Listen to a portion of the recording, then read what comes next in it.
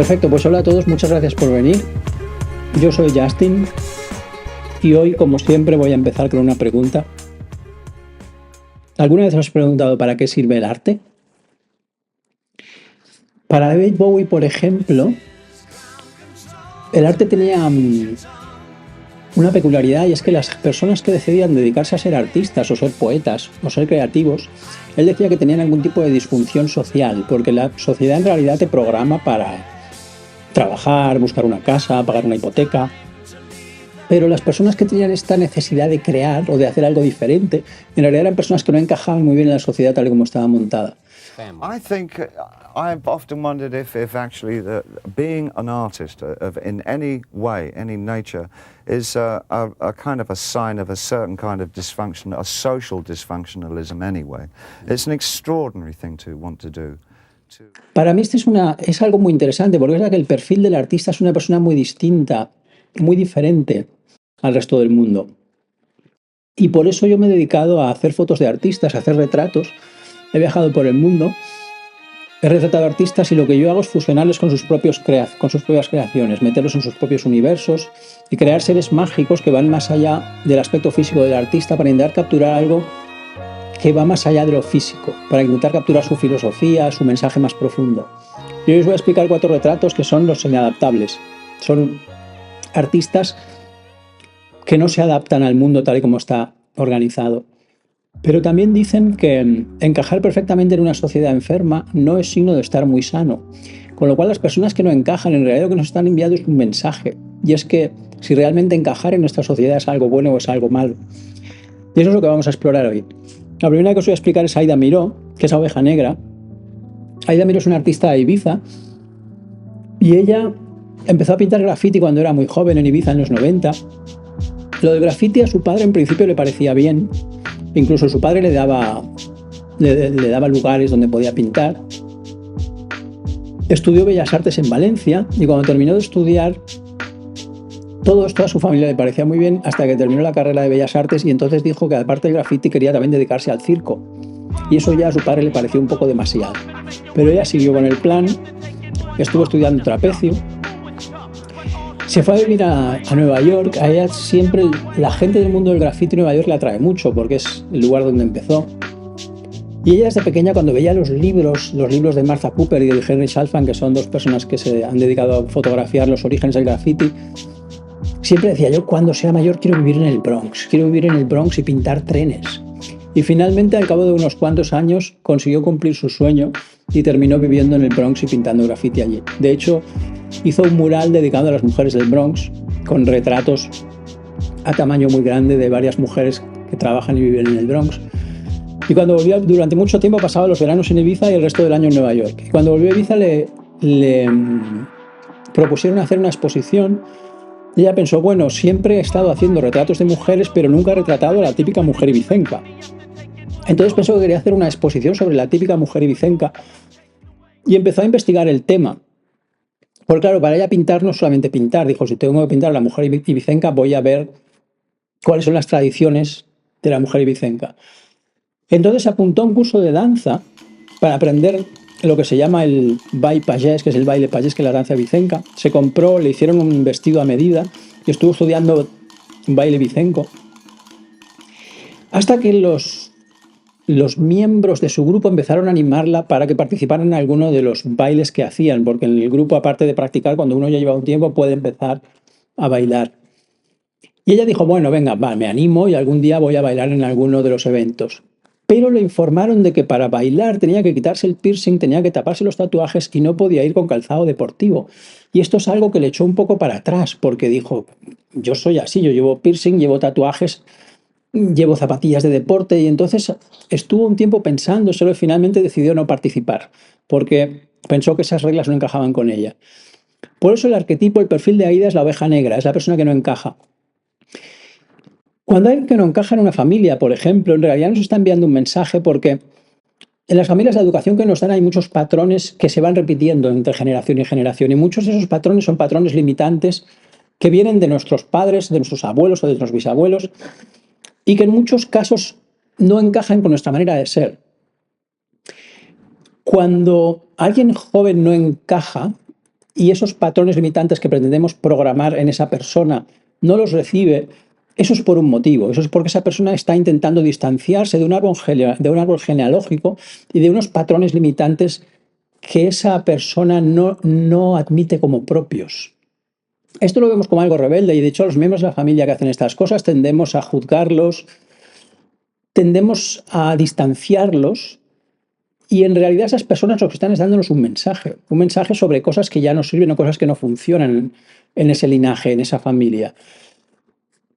Esto es como, por ejemplo, si nuestro bisabuelo hubiera tenido un accidente en bicicleta y nos dijera las bicicletas son malas porque yo tuve un accidente en bicicleta y educase a su padre diciéndole las bicicletas son peligrosas y luego el padre educase al hijo diciéndole las bicicletas son peligrosas. Llegar a un punto en el que a mí me dijeran las bicicletas son peligrosas y yo digo, ¿por qué las bicicletas son peligrosas? A mí me gustan las bicicletas. Yo ya ni siquiera soy consciente de que mi bisabuelo tuvo un accidente en bicicleta. Esos son patrones que han ido pasando hasta un punto en el que la gente ni siquiera es consciente de por qué pasa esos patrones. Y esos son como ramas de un árbol genealógico que están ancladas en algo que viene del pasado, en algo que las limita, en un patrón que en realidad es tóxico. Cuando llegan las nuevas generaciones siempre que se confrontan contra lo que intentamos inculcarles. Cuando llega alguien que se confronta y me dice yo quiero ir en bicicleta, a mí me gustan las bicicletas, esa persona está intentando dar una lección a esa familia, está intentando decirles tenemos que avanzar en otra dirección. La educación es el primer programa que instalan en nuestra mente. Y hay partes de nuestra educación que nos pueden parecer bien. Igual nos dicen en la escuela no hay que pegar a los otros niños. O cuando te den algo hay que dar las gracias. Hay partes de ese programa que aceptamos de manera natural, pero hay otras partes que no aceptamos, que nos rechinan, que no nos parecen correctas. Eso es por un motivo. Porque en realidad nosotros, cuando nos educan, nosotros ya tenemos unos valores con los que llegamos. Si os fijáis, un niño, por ejemplo, un bebé, ya hay cosas que le gustan y que no le gustan. Tú a un bebé le das un abrazo y le gusta, le acaricias y le gusta, le cantas y le gusta. Tú a un bebé le gritas, a un niño le gritas o le pegas y no le gusta. Eso es algo que ya está ahí. Nadie necesita decirte, cuando te den un abrazo eso te hace sentir bien y cuando te griten eso te hace sentir mal. Esos valores existen, vienen de otro lugar. Nadie tiene que explicártelo, es decir, a ti te enseñan a pensar de manera lógica, pero nadie te enseña a sentir. Sentir está preinstalado. Si nos ponemos a pensar de dónde viene esto, es decir, ¿por qué nadie tiene que enseñarte a sentir? ¿Por qué solo te enseñan a pensar? ¿Por qué la parte lógica y racional? Es decir, a ti te enseñan un idioma. Cuando tú aprendes un idioma, un español piensa y habla en español, un inglés piensa y habla en inglés, un alemán piensa y habla en alemán. Te enseñan esa parte lógica, esa parte racional. Pero nadie te enseña que tienes que sentir. Nadie te enseña que cuando ves a tu hijo tienes que sentir amor. ¿Por qué no necesitan enseñártelo? Porque eso viene predeterminado. Eso no viene de tu mente, eso viene de tu alma. Eso es algo que tú ya sabes. Tú sabes que un abrazo es bueno y que te den una torta es malo. Cuando nosotros intentamos instalar un programa en una persona joven y esa persona rechaza ese programa, es por un motivo. Es porque eso no encaja con su perfil. Es porque hay algo dentro de esa persona, algo muy profundo que le dice esto no es correcto. Cuando tú le dices a una niña, tú como eres niña tienes que quedarte en casa, o tú a un niño como eres niño no puedes llevar el pelo largo, o le dices tienes que vestir de esta determinada manera, o por ser un hombre te tienen que gustar las mujeres, y ese niño hay algo dentro de él que se rebela contra eso y dice no, yo voy a salir aunque sea una niña, voy a hacer otras cosas, aunque sea un niño que lleva el pelo largo. Esa rebeldía en realidad es información muy importante para esa familia. Esa alma nueva que ha llegado, lo que está haciendo es educar a esa familia. Lo que pasa es que esa familia muchas veces se resiste contra esa educación. No quiere aceptarla porque es un cambio muy profundo con respecto a patrones limitantes que pueden venir de generaciones y generaciones. Ni siquiera sabemos cuándo ha empezado. Igual eso empezó con mi tatarabuelo. Igual empezó hace un siglo, o hace 2 siglos, o hace 5 siglos. Y son esos patrones tóxicos que nos van pasando hasta que llega alguien que se revela. Por eso las personas diferentes, las personas que no encajan, son personas que traen un mensaje. Y ese es un mensaje muy importante. Por eso debemos escuchar a esas personas y no discriminarlas. Porque esas personas lo que están haciendo en realidad es darnos una lección. Pues esta es la idea del retrato de Aida Miró. Por eso ella está con el mural de fondo. El que hay en el mural es su tío, porque ella le pidió, en la expo de las payesas, ella hizo muchas payesas, todas ellas transgrediendo y rompiendo las normas. Una de ellas enseñando las piernas, otra bebiendo vino de un porrón, Y también dijo, quiero pedirle a un hombre que se vista de payesa. Le habló con su tío que es gay, le pidió que se disfrazara de payesa y hizo una foto bebiéndose una cerveza disfrazado de payesa. Y esa es la historia de Aida Miró, es la oveja negra la que se revela que en realidad lo que está trayendo es un mensaje que es importante para esa familia. Por eso está enseñando las Adidas, está vestida de payesa, pero está enseñando su calzado deportivo como diciendo, yo puedo bailar con mi calzado deportivo, puedo bailar con mi piercing y puedo bailar con mis tatuajes, porque yo soy así. Y si alguien no me acepta como soy, el problema no es mío, el problema es suyo.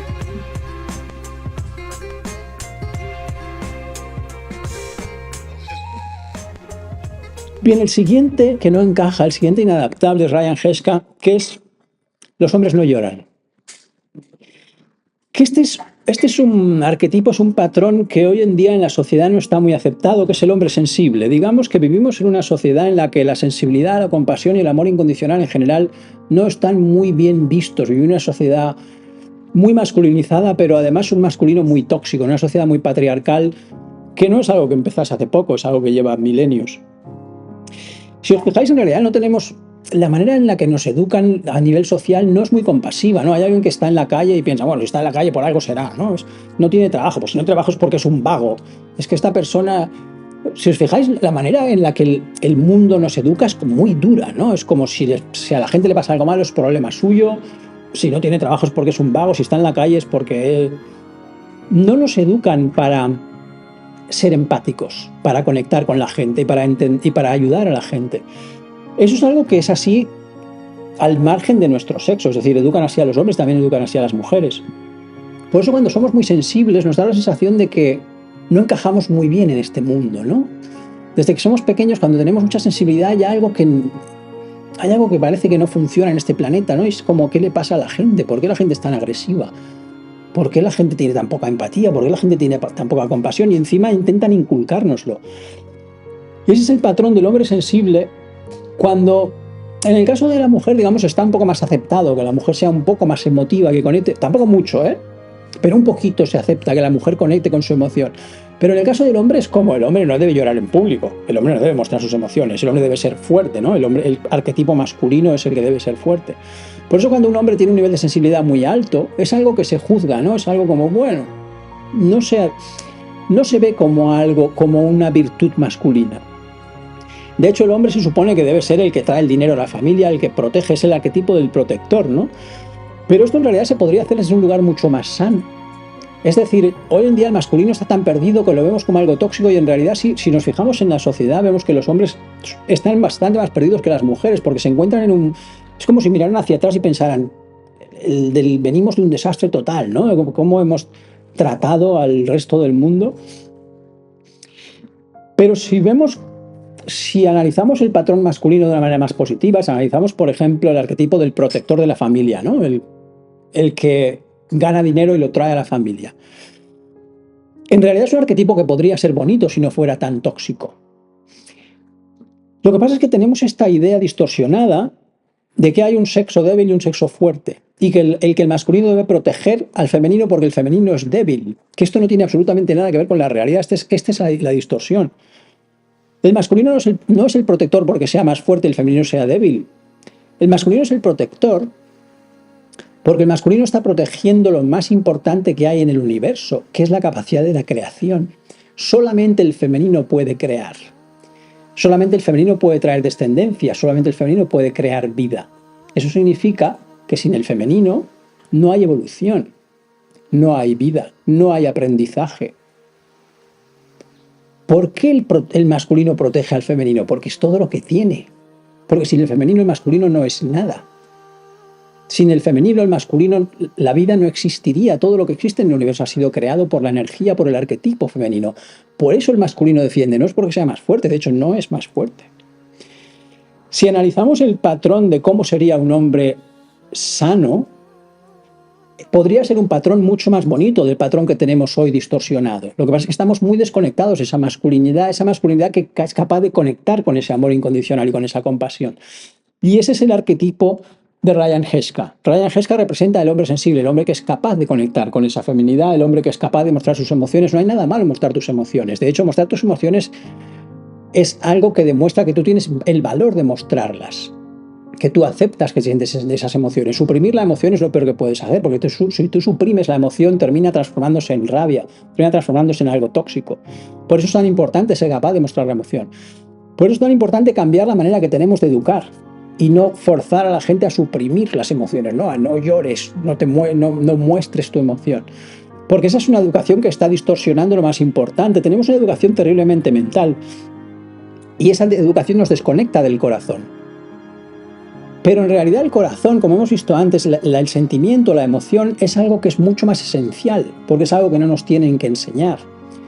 Nuestro sentimiento es algo que ya está ahí, nadie nos enseña a sentir. Cuando nosotros nos desconectamos del corazón, cuando nos dan la educación hiperracional, en el mundo que vivimos ahora, vivimos en un mundo hiperracionalista, hipermaterialista y muy masculinizado. Cuando nos dan esta educación, ¿qué hacemos? Desconectarnos del corazón y conectarnos solamente a la mente racional. Eso es terrible porque eso nos desconecta de nuestra esencia real. Nuestra esencia real es el corazón. La mente racional es algo que aprendemos cuando vivimos y nos educan. Al desconectarnos del corazón estamos desconectándonos de la esencia más primordial del ser humano, de lo que el ser humano es originalmente antes de ponerle la capa de razonamiento. Con lo cual, cuando anulamos la emoción, estamos desconectándonos de nuestro verdadero yo. Y eso es lo que reivindica esta foto, esa capacidad de reconectar con nuestra capacidad de sentir.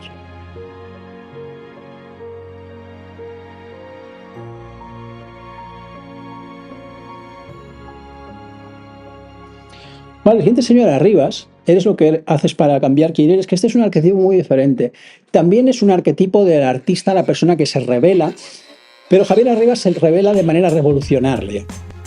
Javier Arribas es un artista que, él es de Soria, y es uno de esos artistas que hace todo lo que sea necesario para conseguir expresar su visión. Por ejemplo, irse a un entorno natural e instalar esculturas de tamaño real, de cuerpos humanos, o escalar una montaña al amanecer para conseguir la fotografía perfecta. Él hace fotografía, hace escultura, hace pintura, es una de estas personas que todo se le da bien.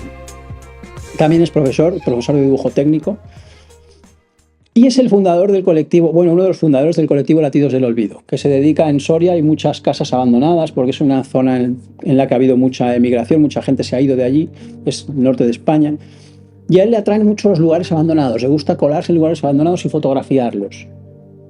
Porque los lugares abandonados recuerdan a esos momentos en los que estábamos más conectados con una vida más tranquila, todavía no nos habíamos metido en el estrés de la vida moderna, en la urbe, en el trabajo, en levantarse a las 8 de la mañana y estar todo el día pensando en lo que tenemos que hacer. Cuando vivíamos más conectados con esos ritmos más naturales, teníamos tiempo para olvidarnos del tiempo. Teníamos tiempo para sentarnos y observar el paisaje, para mirar las nubes, para mirar el mar.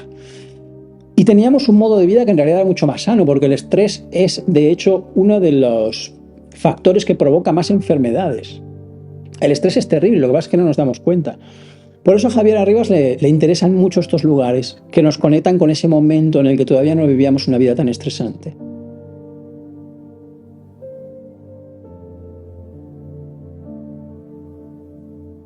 Cuando yo le pregunté cómo quería hacerle la foto, porque yo cuando hablo con los artistas siempre les pregunto, él me dijo que quería subir a una montaña abandonada, a donde hay un monasterio abandonado, y hacer una foto con una cabeza de ciervo. Claro, como hemos visto, él es uno de esos artistas que hace todo lo que sea necesario hacer para conseguir su visión. Así que nos fuimos con el coche con una cabeza de ciervo, llegamos hasta un punto en el que ya no se podía conducir más, tuvimos que seguir subiendo. Ahí veis al fondo está el monasterio donde él quería hacer la foto, estas son sus hijas que nos acompañaron. Aquí empezamos a hacer las fotos, como veis una de sus hijas también quiere ser fotógrafa. Yo siempre hago la foto del artista y la foto de la obra para la composición el mismo día, en el mismo sitio, con la misma luz, con la misma cámara, porque así cuando yo monto la cabeza, luego cuando pongo esta cabeza de ciervo en la cabeza del artista, la fotocomposición queda perfecta, no tengo que andar ajustando los colores, los tonos, la saturación, los niveles. Si es una fotografía que se saca de otro día con otra cámara, me cuesta mucho más. Entonces, por eso nos llevamos la cabeza de ciervo hasta la montaña. Esta es la fotografía original, esta es la fotografía retocada. Aquí podéis ver un poco el trabajo que yo hago. A partir de esta foto original, veis que cambié también el tono de las plantas, le cambié la cabeza, le cambié los brazos, puse unas nubes por arriba. Y así conseguimos crear este ser mitológico que es medio hombre, medio ciervo. Todo lo que hay en esta foto real lo llevamos allí, menos la chispa, porque allí no había electricidad Así que la chispa del soplete la tuve que añadir yo. Esto lo digo porque mucha gente cree que yo hago mis fotos en el ordenador a partir de imágenes que busco por internet o usando inteligencia artificial. Por eso me gusta mucho enseñar el proceso de esta foto para que se vea que no es así, que en realidad el proceso es mucho más laborioso y mucho más manual.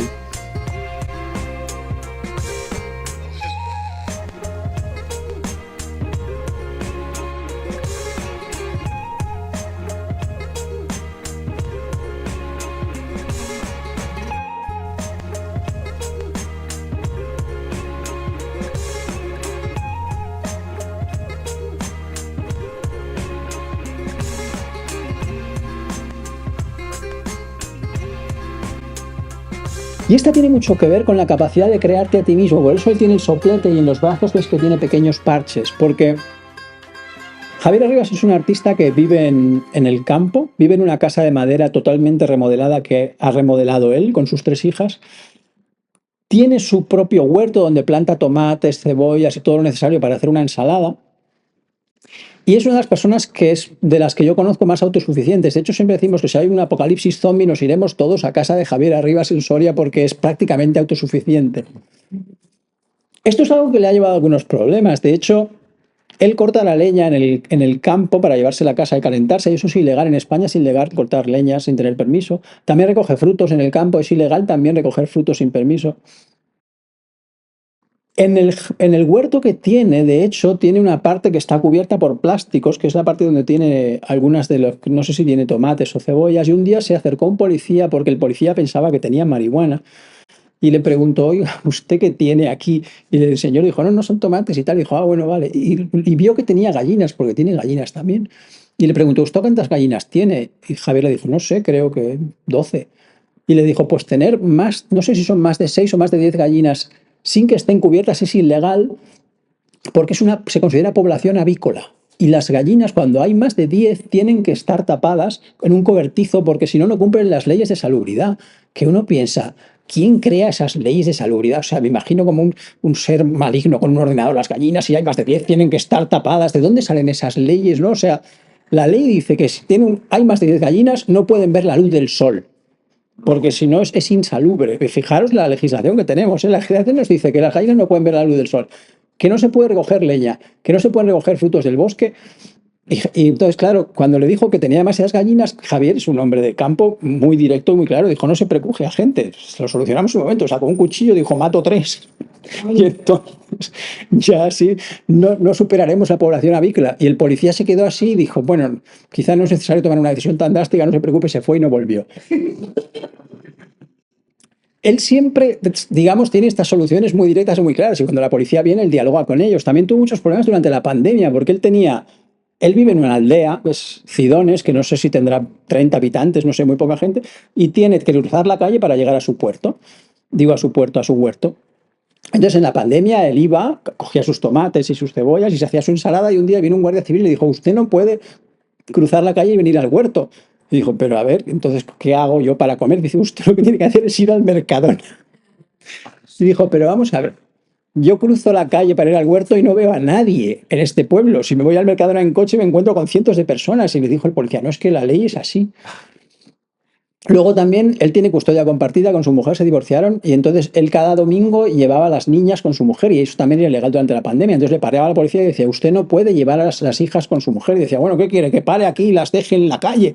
Entonces él, digamos, con esta manera muy directa de dialogar con la policía, nos hace ver a veces que el sistema tiene leyes y estructuras que son un poco extrañas.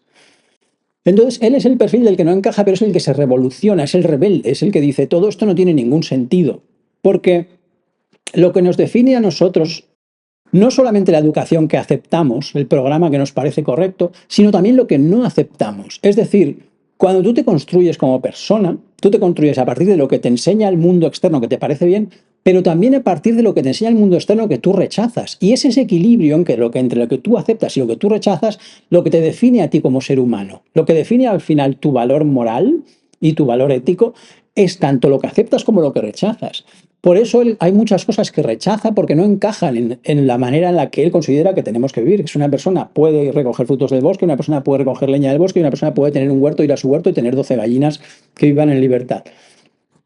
Y esa es la idea de este retrato, es esa capacidad que tenemos de siempre discernir de lo que nos diga la sociedad, de lo que nos diga la política, de lo que nos digan nuestros profesores, nuestros padres, siempre tener esa capacidad de, desde nuestro propio punto de vista, desde nuestros propios valores morales, decir esto es correcto o es incorrecto. No obedecer ciegamente cuando hay leyes que no tienen sentido, sino siempre compararlo con nuestros propios valores. Y esa es la idea de esta foto. Tú eres lo que haces para cambiar quién eres y no tienes que aceptar todo lo que viene del mundo exterior, porque al final, si tú aceptas todo lo que viene del mundo exterior, tú no estás interactuando con el mundo. Tú has venido a este mundo a interactuar con el mundo. Y si tú no, en algún momento no te confrontas con lo que viene de fuera, no estás haciendo nada, estás sencillamente siendo pasivo y aceptando que toda la programación que viene del exterior defina cómo eres y cómo tienes que actuar. Por eso es importante que cuando hay algo que no es aceptable, nos confrontemos contra eso que nos parece inaceptable, porque cuando algo nos parece inaceptable es porque nuestra conciencia nos está diciendo aquí hay algo que no es correcto, aquí hay algo que tú tienes que cambiar y tenemos que escuchar a esa voz. Y esa es la idea de esta fotografía. Y por último, la última que voy a explicar hoy es la de Olivia, el regalo del silencio.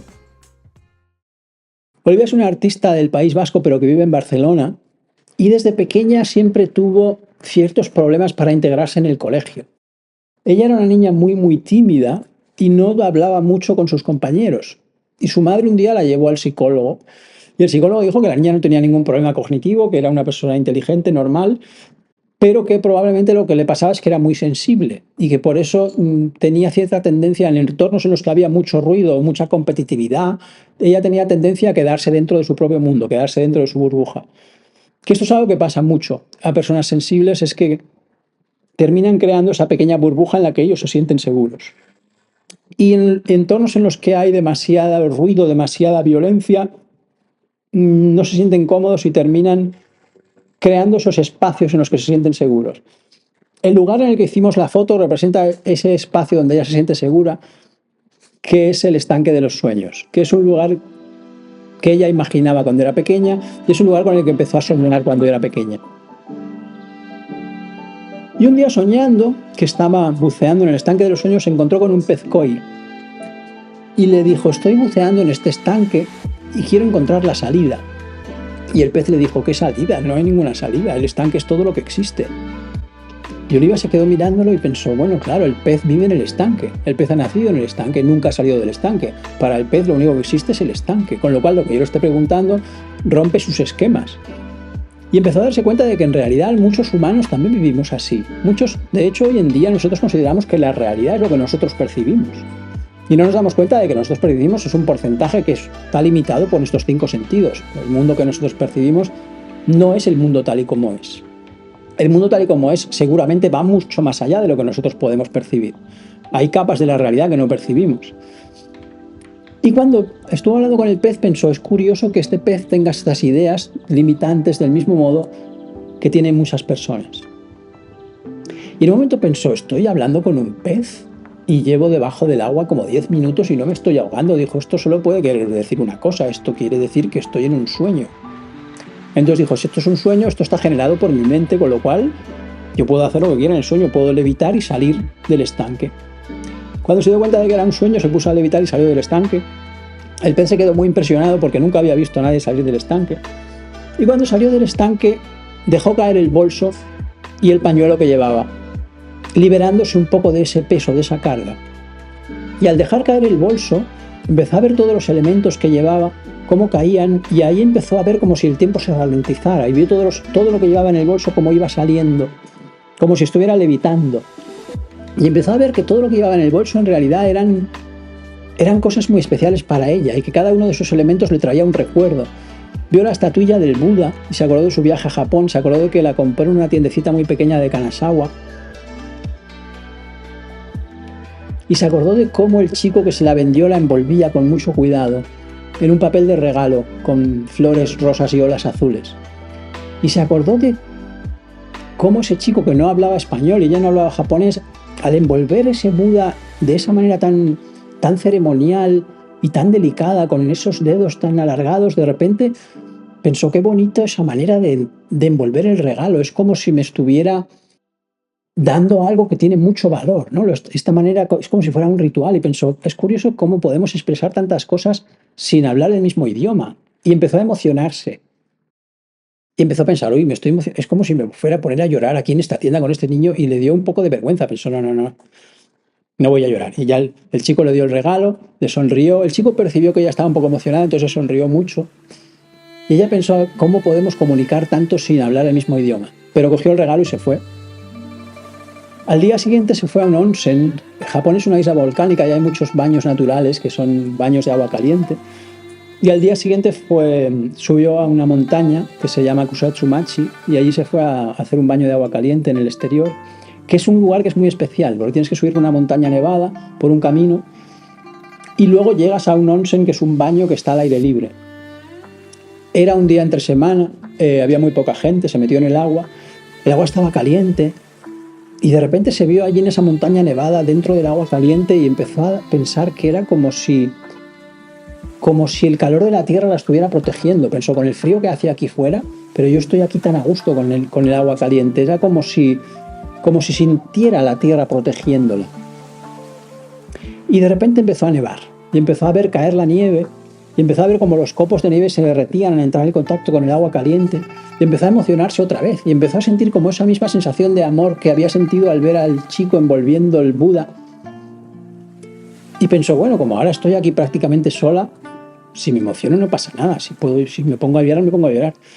Y se puso a llorar en el onsen ella sola y empezó a ver cómo las lágrimas caían en el agua caliente y cómo caían también los copos de nieve y cómo los copos de nieve se derretían y cómo el onsen parecía, comparado con el tamaño de las lágrimas, parecía como un océano. Y de repente allí empezó a acordarse de su padre, empezó a soplar el viento y empezó a acordarse de su padre, que su padre había muerto hacía unos años y ella siempre había tenido una relación muy importante con su padre. Y durante mucho tiempo fue algo muy duro. Ella lloró mucho.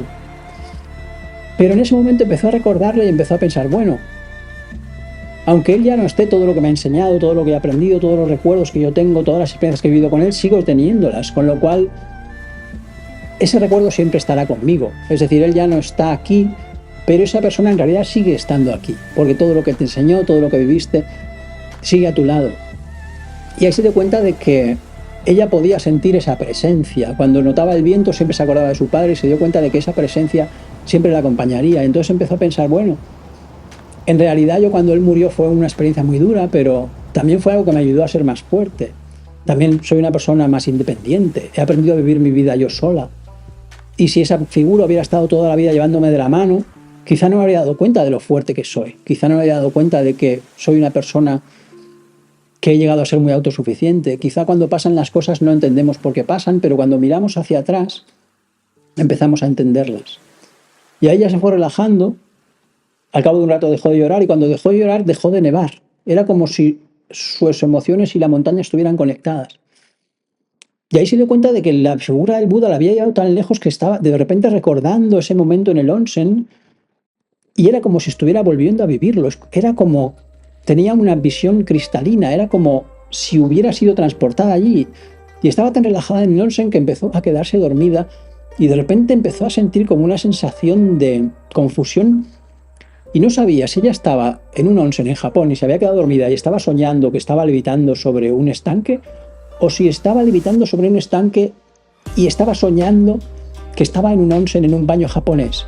De repente empezó a tener esta sensación de que la realidad no es tan real como pensamos, que todo está conectado. Empezó a tener la sensación de que el tiempo no es lineal como lo entendemos nosotros. Y empezó a darse cuenta de que en realidad todo lo que pasó en el pasado pasó en el ahora. Y todo lo que pasará en el futuro pasará en el ahora. En realidad, lo único que existe es el ahora. El pasado son nuestros recuerdos. Cuando recordamos algo, nuestra conciencia va al pasado. Y el futuro son nuestros proyectos y nuestros planes. Pero tanto el pasado como el futuro es algo que parte de mi conciencia actual. Yo desde mi conciencia actual recuerdo y desde mi conciencia actual proyecto y planeo. Pero ni el futuro ni el pasado existen. Solo existe este momento. Tenemos esta idea de que cuando nos muramos nos iremos al más allá, nos iremos a la eternidad, pero en realidad ya vivimos en la eternidad, vivimos en el eterno ahora, no hay nada más que el ahora. Y ahí empezó a observar el mundo y se dio cuenta de que lo único que existe es el aquí y el ahora, que es imposible estar en otro lugar que no sea el aquí y el ahora. Que si yo me voy a otro sitio, si yo me voy a París, cuando llegue a París, París será aquí. Y si yo me voy a Roma, cuando llegue a Roma, Roma será aquí. Es imposible estar allí. Siempre estaré aquí. Es imposible estar en otro tiempo. Siempre estaré en el presente. Y ahí empezó a seguir observando todo el resto de elementos que flotaban y vio el USB con la palabra Transcend. Ese USB ella lo utilizaba para llevar sus pósters a imprimir porque ella hacía arte urbano. Y vio que podía leer perfectamente el texto que estaba escrito, la palabra Transcend. Vio también la Virgen de Guadalupe, que llevaba en el bolso, que le recordaba su viaje a México. Vio también la consola, la Game & Watch, que le regalaron cuando era pequeña. Le regalaron una a ella, a su hermano le regalaron una marrón de Donkey Kong y a ella le regalaron una roja de Mickey Mouse. La de su hermano duró un mes, al cabo de un mes ya la había roto. La suya seguía prácticamente nueva 40 años después. Y pensó, esto demuestra que soy una persona especial porque cuido las cosas tanto. ¿Cómo puede ser que 40 años después tenga la consola prácticamente nueva y que mi hermano al cabo de un mes ya la hubiera roto? Luego vio las pegatinas de Chunlivia. Ella creó un personaje que se llamaba Olivia porque todos sus amigos le decían que se parecía mucho a Olivia, la de Popeye, y creó este personaje con el que decoraba las calles y creó muchas variaciones de este personaje. Esta variación está basada en Chun-Li, que es un personaje de un videojuego japonés de lucha que se llama Street Fighter, y creó variaciones de Olivia combinada con María Antonieta, que le llamaba María Olivieta, variaciones de Olivia combinada con una geisha, variaciones de Olivia combinada con muchos personajes diferentes, y siempre que viajaba decoraba las calles de la ciudad con sus Olivias.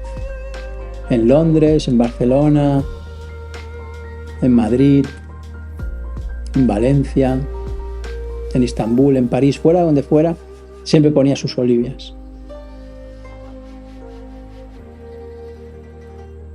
Y ahí empezó a recordar todas esas historias, cuando la policía la perseguía por las calles, cuando se coló en la cárcel de Carabanchel en Madrid para pintar dentro.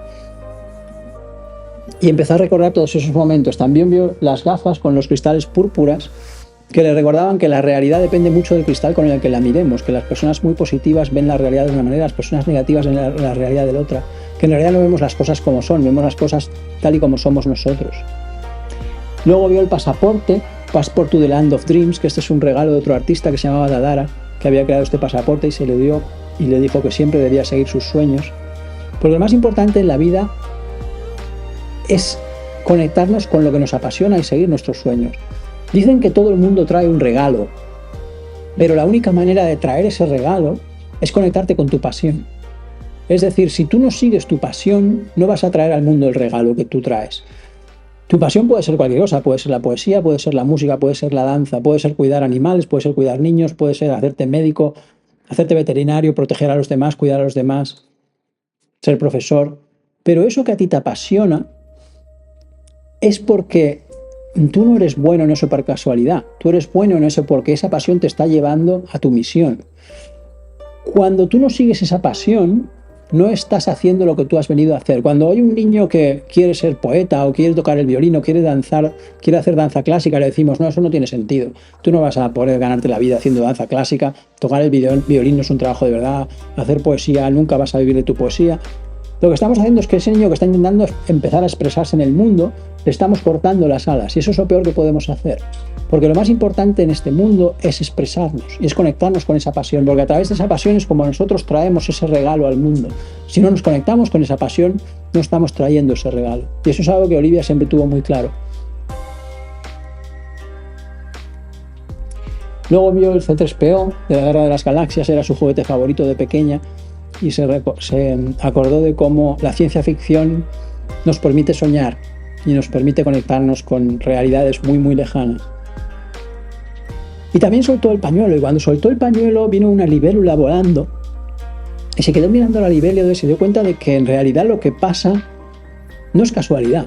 Cuando vemos algo que nos llama la atención, cuando nos fijamos en una libélula que vuela, o en un animal, o en un texto, o en un anuncio, o en un graffiti en la calle, o en cualquier cosa, es porque nuestro cerebro nos está diciendo que esa información es importante. Es como cuando leemos un libro y de repente hay una frase que se nos queda grabada, o cuando vemos una película y un personaje dice algo y esa frase se nos queda grabada, es por algo. Y de repente hablamos con otra persona y decimos, ostras, cuando leí este libro esa frase me afectó muchísimo. O cuando vi esa película y este personaje dijo esto, se me quedó grabado. Y la otra persona dice, yo ni siquiera recuerdo ese diálogo. ¿Por qué esa persona ni siquiera lo recuerda y para nosotros es tan importante? Es porque nuestra mente nos está diciendo, esta información es importante. El mundo tiene tanta información que mi cerebro de manera consciente no puede procesarla toda. Mi cerebro tiene que seleccionar dónde enfoca su atención. Cuando mi cerebro enfoca la atención en algo es porque mi conciencia me está diciendo, esto es importante ahora. Cuando ella vio la libélula, pensó, la libélula es un mensaje. La libélula, de hecho, durante prácticamente la mitad de su vida vive bajo el agua como una larva. Y luego cuando sale, cuando ya es madura, sale y comienza a volar. Por eso la libélula representa esa madurez, la madurez emocional y la madurez espiritual. Cuando tenemos esa capacidad de volar después de haber pasado prácticamente la mitad de nuestra vida debajo del agua. La libélula tiene esa capacidad de volar rápidamente y cambiar de lugar, con mucha facilidad y con mucha velocidad. Eso representa la capacidad que tenemos cuando alcanzamos cierta madurez emocional y cierta madurez espiritual. Vemos qué entorno es tóxico para nosotros y somos capaces de distanciarnos muy rápido de alguien tóxico, de un entorno tóxico, de una persona tóxica. Eso es algo muy importante, porque alguien tóxico puede hacernos mucho daño. Cuando tenemos esa madurez, del mismo modo que la libélula, enseguida vemos los patrones tóxicos y somos capaces de distanciarnos muy rápidamente. Además, la libélula es iridiscente. Eso significa que depende de cómo le dé la luz, desprende unos colores u otros. Del mismo modo que una persona que ha alcanzado la madurez espiritual y sabe cuando un entorno es seguro para mostrarse tal y como es y cuando en un entorno no será bien recibida esa luz que trae.